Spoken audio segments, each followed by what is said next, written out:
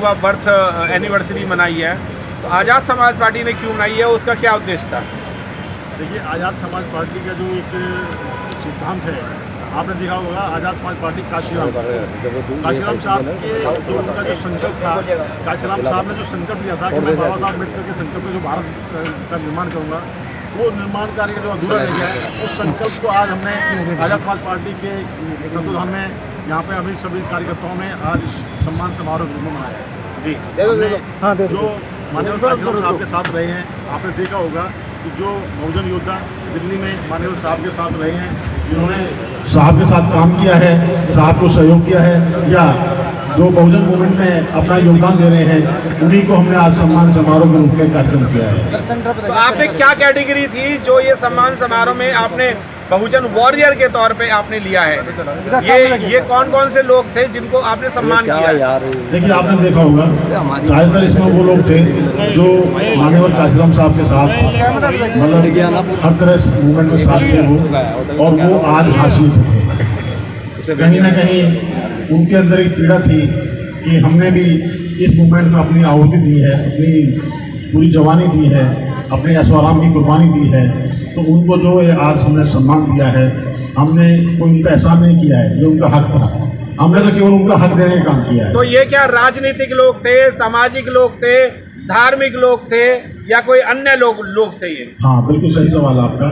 वो लोग थे जिन्होंने देश में राजनीतिक दिशा दी है, सामाजिक दिशा दी है, राजनीतिक दिशा, सामाजिक दिशा और धार्मिक दिशा दी है। आपने देखा होगा बाबा साहब अम्बेडकर, माननीय काशीराम साहब, वो इस देश में एक व्यवस्था परिवर्तन का जो उनका एक संकल्प था, वो उसी संकल्प के में जिन्होंने अपना योगदान दिया, उन सबको आज सम्मानित किया गया है। अध्यक्ष जी जानना चाह रहा था कि जिस तरह से आपके सम्मान पत्र के अंदर और बैनर पे भी सभी महापुरुषों के फोटो हैं, इसमें एक फोटो है क्या कहते हैं, मुस्लिम जो कि अलीगढ़ यूनिवर्सिटी के संस्थापक हैं, उनकी फोटो लगी है। उनको कहा जाता सर सैयद अहमद खान। तो क्या उनकी फोटो को सिलेक्ट करने के लिए कोई टीम बनी है ऐसी, क्यों उनका फोटो लगाया गया है? क्या वो आप उनको मुस्लिमों का नेता मानते हैं, क्या मानते हैं आप? देखिए, आप उनको मुस्लिमों का नेता कह रहे होंगे, लेकिन अगर आप देखेंगे जो अलीगढ़ मुस्लिम यूनिवर्सिटी है, वहाँ से इंसान बन के निकलता है, तो इंसानियत के मसीह हैं। हमारे धर्म के उनको छोटा नहीं करना चाहते। उन्होंने इतने विरोध के बाद जब उन्होंने उस विद्यालय को, उस यूनिवर्सिटी का निर्माण किया था, इतना उनका विरोध हुआ था, उसके बावजूद भी उन्होंने वो स्थापित की, और आज इस बात का प्रमाण है कि वहाँ से इंसान निकलता है। काशीराम जी हमेशा दलितों की लड़ाई लड़ते रहे और आज उनका 52वां जन्मदिन आप मना रहे हैं और अपनी पार्टी के स्थापना दिवस भी मना रहे हैं, और फोटो लगाया सर सैयद अहमद खान का आपने, और दलित मुसलमानों को कैसे जोड़ सकते हैं फिर अपने साथ में आप, जो कि उनकी मनुवादी यानी कि विचारधारा थी कि नाई धोबी तेली मुस्लिमों को पढ़ने का अधिकार नहीं है अलीगढ़ यूनिवर्सिटी के अंदर? देखिए, जो आप कह रहे हैं माननीय साहब के बारे में, माननीय साहब ने दलितों के नहीं बहुजन के लिए काम किया है। इस देश में बहुजन सत्ता स्थापित करने का काम माननीय साहब ने किया है, और बहुजन का मतलब है इस देश का वंचित, शोषित, SC, ST, OBC माइनॉरिटी, कोई देश का बहुजन है। माननीय काशीराम का सपना भी कितना अधूरा है सर? माननीय काशीराम साहब का सपना इतना है कि आप सपना नहीं, उनका संकल्प है। हम सपना नहीं बोलेंगे उनको, हमने उसको संकल्प के रूप में आज आज़ाद समाज पार्टी ने मनाया है। और उनका जो संकल्प था प्रबुद्ध भारत, जो बाबा साहब ने संकल्प लिया था कि प्रबुद्ध भारत, वो प्रबुद्ध भारत का मतलब है कि इस देश का जो संविधान है वो अक्षर से लागू हो, उस देश के संविधान, अपने देश के संविधान के द्वारा जो अधिकार दिए हुए हैं वो अधिकार आम नागरिक को मिले। सर, मान्यवर काशीराम साहब ने एक सपना ये देखा था कि सारे भारत के लोग जो हैं, मतलब जो राजनीतिक लोग हैं, वो पार्लियामेंट में फुल बहुमत से बैठें और प्रधानमंत्री, भारत का प्रधानमंत्री एक बहुजन हो। तो वो सपना कब तक पूरा कर पाएंगे आप लोग सब मिलके? देखिए, अगर देश की भाषा को जमने जाने तो आज भी देश का प्रधानमंत्री बहुजन है, लेकिन बहुजनों का नहीं है। वो उस विचारधारा का, किसी और विचारधारा का है। जब तक इस देश में बहुजन विचारधारा का व्यक्ति उस पद पर नहीं सुशोभित होगा, तब तक इस देश के बहुजनों का विकास नहीं हो सकता।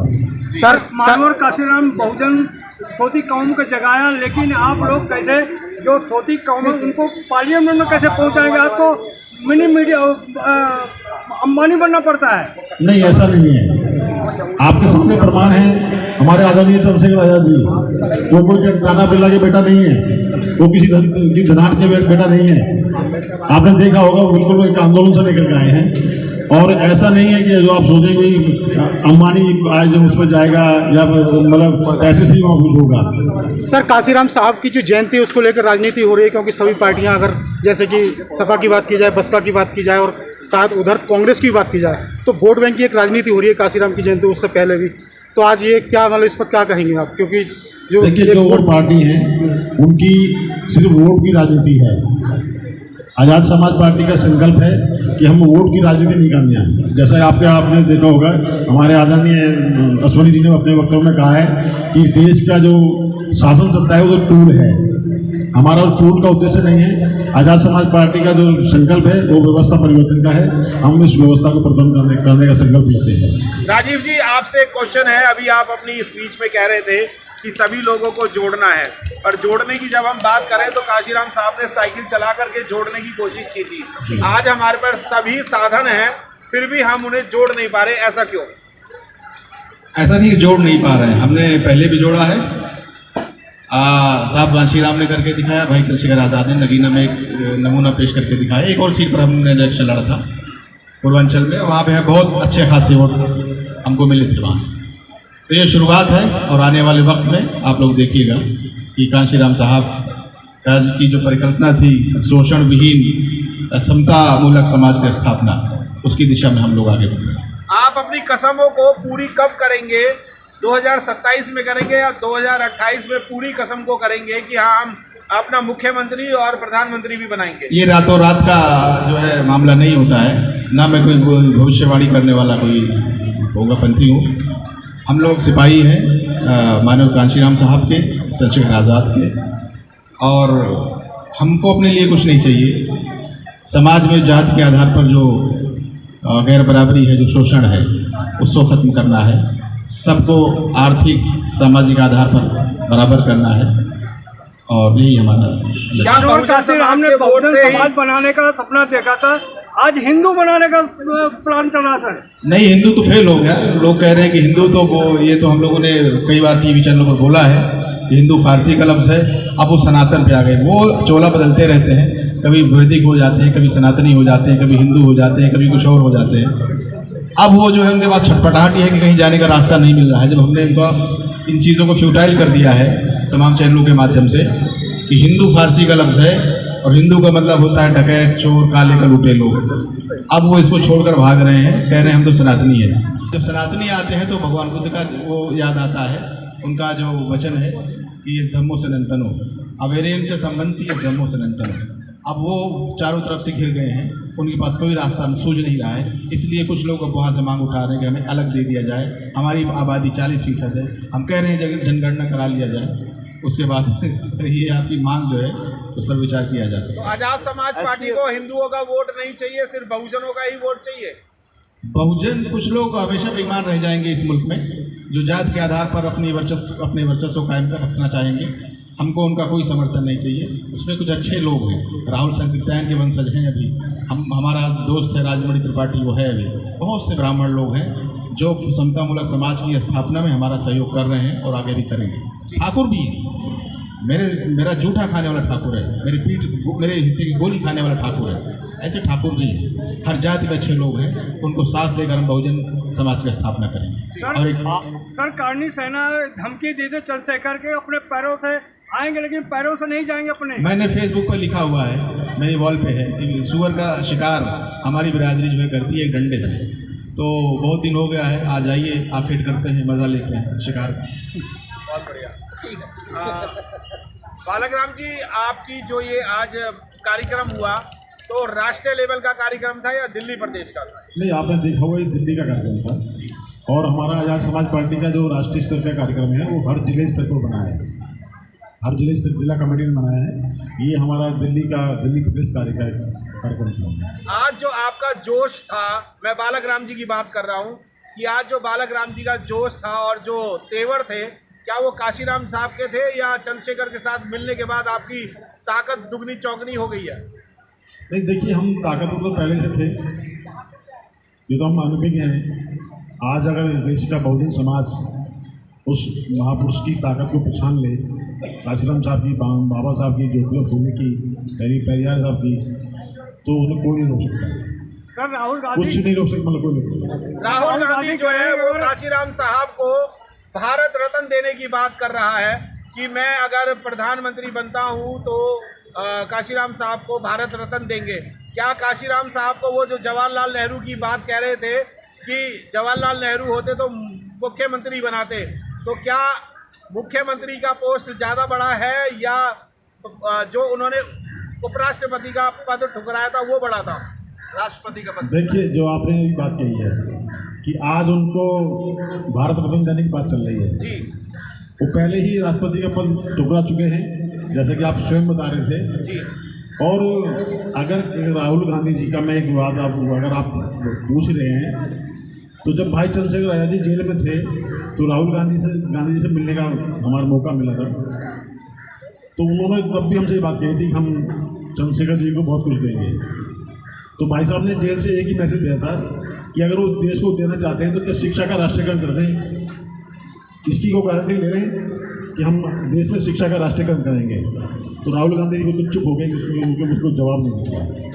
तो क्या लगता है अब काशीराम साहब को लेकर सारी पार्टियां दौड़ रही हैं, तो उस दौड़ में कौन जीतेगा? अब देखिए, जो दौड़ रहे हैं ना उनकी मजबूरी हो गई है, लेकिन वो जीत नहीं पाएंगे। जीतेगा वो जो काशीराम साहब के, बाबा साहब के विचारों पर चलेगा, जो उनके आदर्शों को मानेगा। जरूरत है इस देश में काशीराम साहब के, बाबा साहब अम्बेडकर के, ज्योतिबा फूले के, पेरियार साहब के, उनके विचारों को स्थापित करने की। देश के हर नागरिक को जो उनके अधिकार हैं वो अधिकार उनको बिगड़ मांगे मिले हैं। कोई ऐसा नहीं करें हम नहीं सरकारी मतलब आदमी को सुविधा देके, कोई ऐसा नहीं है सरकार का। सरकार को बनाते इसलिए हैं कि वो देश के आम नागरिक की जो उनकी जो सुख सुविधाएं हैं, उनके जो संवैधानिक अधिकार हैं वो उनको मुहैया कराए। आज जो सम्मान समारोह किया था उसमें जो लोगों को सम्मान किया गया, 500 से भी ज़्यादा अधिक लोगों को सम्मान किया गया, वो किस किस क्षेत्र के थे? क्या दिल्ली के ही थे या पूरे भारत से लोग थे? नहीं, वो केवल दिल्ली के थे। अगर भारत के लोग बात करोगे तो फिर ये मान चलिए स्पेस बहुत बड़ा होगा। सर एक सवाल और है, मैं समझता हूँ आखिरी हो जाना चाहिए, बहुत सवाल हो गए हैं। जिस तरह से आप बहुजन समाज के सभी लोग संविधान पर और समाज के नाम पर इकट्ठा है, तो क्या चंद्रशेखर जी पर और मायावती जी पर सब पूरा समाज दबाव डालकर इनको दोनों को एक क्यों नहीं कर पाता है, जिससे कि राजनीति मजबूत हो जाए? देखिए, जहाँ तक आप व्यक्ति की बात करते हैं, व्यक्ति नहीं विचार महत्वपूर्ण है। जहाँ विचार होगा वहाँ सब व्यक्ति होंगे।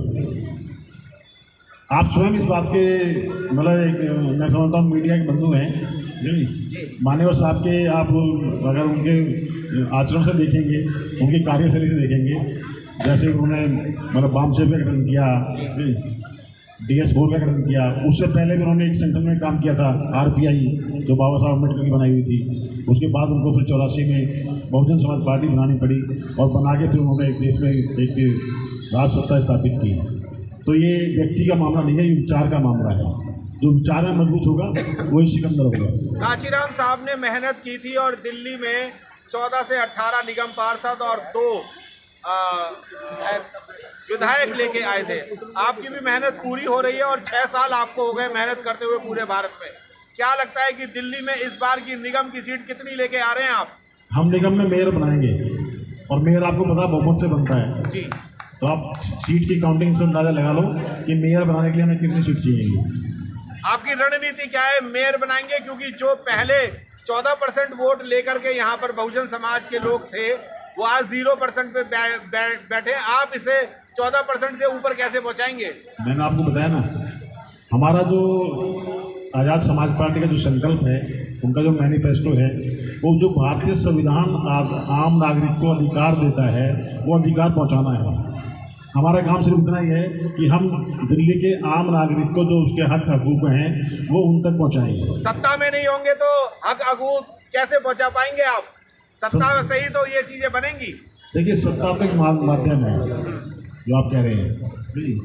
जब हम उनको बताएंगे कि आपका ये हक है और उनके हक के लिए हम बिल्कुल उनके साथ खड़े होंगे, तो सत्ता में कौन होगा? हमको चोरी से सत्ता नहीं लेंगे, हम उनके हक से सत्ता लेंगे। अरे बचा के रखो अगले कार्यक्रम के लिए। ठीक है, बंद कर ले, समझ गया ना।